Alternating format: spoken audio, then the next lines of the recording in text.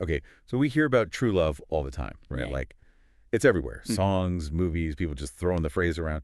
But, like, what does it actually mean? It's one of those things you don't really think about. Yeah. Exactly. So that's what this deep dive is all about. We're going to take a look at, well, listen to really some of Dr. Myles Munroe's work. And let me tell you, it got me thinking about love in a whole new way. Yeah, he was really insightful when it came to relationships, that's for sure. Yeah, relationships and just personal growth, like becoming a better you.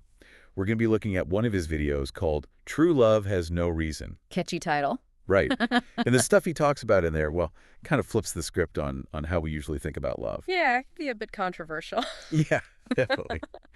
But that's why we're here, right? To dig into the good stuff.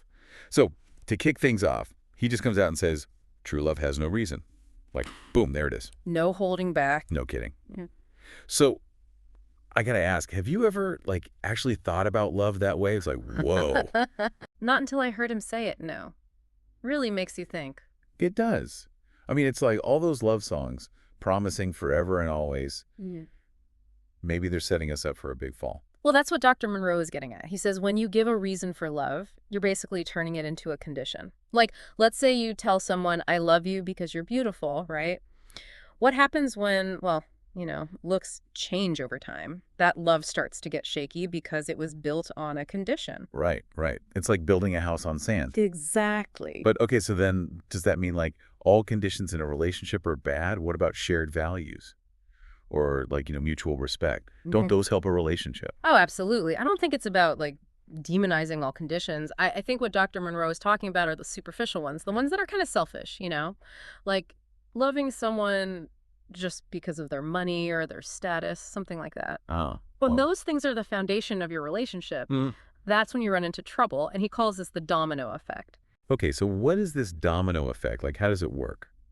So it starts with the conditions, right? Those turn into expectations. Yeah, okay, I'm following. So let's say you love someone because they're super successful, right?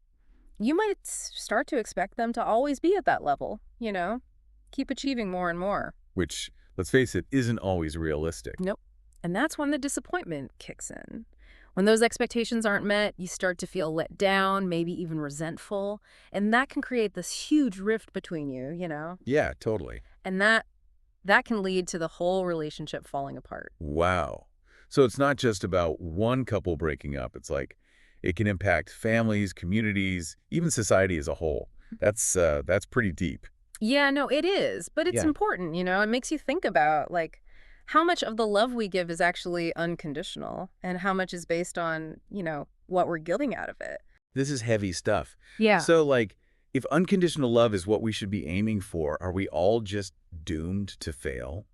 Like, is it even possible? I mean, apart from, like, a parent's love for their kid, is that kind of love even a thing? Well, Dr. Munroe, he talks about God's love, right? He uses that as kind of the ultimate example of what unconditional love looks like. Okay, I can see that. And that's definitely something to think about. But it also makes you wonder if there are other ways to, like, experience that kind of deep connection. Does it have to be tied to religion? Yeah, good question. Right. Like, can two people who aren't religious still have that kind of bond? Exactly. And, like, if true love really doesn't have a reason, if it's not based on any conditions, then what is it based on? Like, what makes that connection so powerful? That's the million-dollar question, isn't it? And honestly, I don't think there's one easy answer. It's something we all have to, like, figure out for ourselves. Yeah, for sure. But maybe, maybe it's about finding a love that goes beyond the surface stuff, a connection built on shared values, mutual respect, really understanding each other, flaws and all.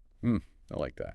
A love that can handle the tough times, and celebrates the good times, one that helps you grow both individually and together. Maybe that's the kind of love that can really last.